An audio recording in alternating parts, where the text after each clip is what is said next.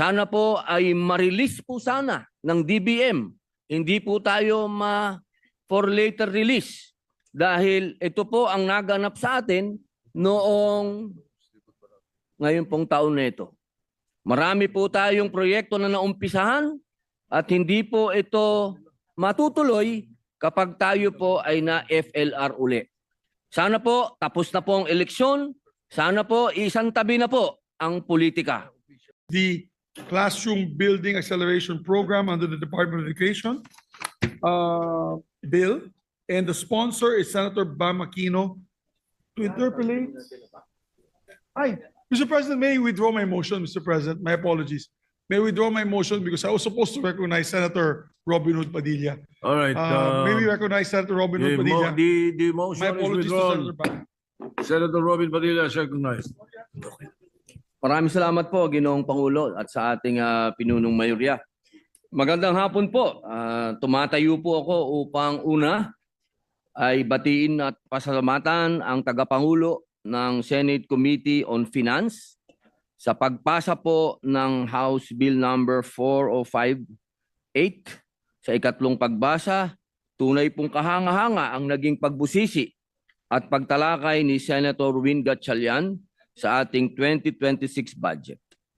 Pangalawa, nais ko din pong magpasalamat sa komite para sa mga amyendang tinanggap nito na susuporta po sa mga programa at proyekto para sa ating mga kapatid na Muslim at katutubo.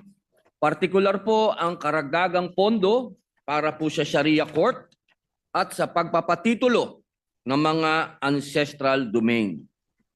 Pangatlo, nais ko din pong susugan ang mga puntong nilahad kanina ng ating mga kasamahan, Senator Risa Hontiveros, Senator Pia Cayetano, at Senator Erwin Tulfo tungkol sa pondo ng PhilHealth.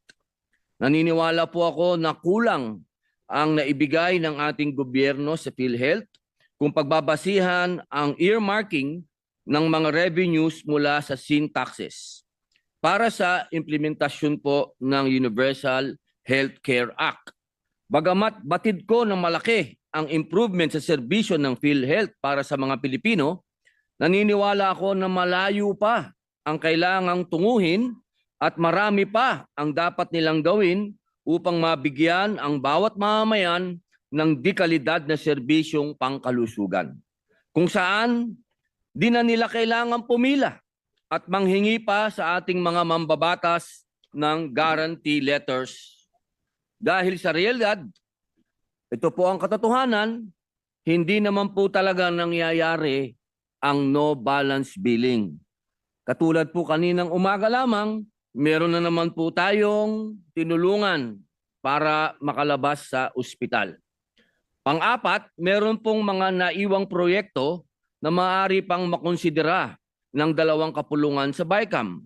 Isa na dito ang ating international commitment at partisipasyon sa mga programa ng United Nations Educational, Scientific and Cultural Organization, UNESCO, bilang chair ng ASEAN sa taong 2026.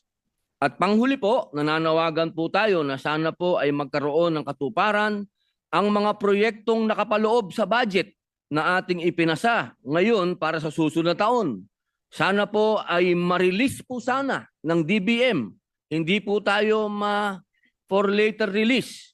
Dahil ito po ang naganap sa atin noong ngayon pong taon na ito. Marami po tayong proyekto na naumpisahan at hindi po ito matutuloy kapag tayo po ay na FLR uli. Sana po tapos na po ang eleksyon. Sana po isang tabi na po ang politika. Kaisa po ninyo ako na magbabantay sa mga ahensya ng gobyerno upang masiguro na gagawin nila lahat ang tama, mabilis at malinis ang kanilang trabaho. Yun lamang po. Maraming salamat, Ginoong Pangulo.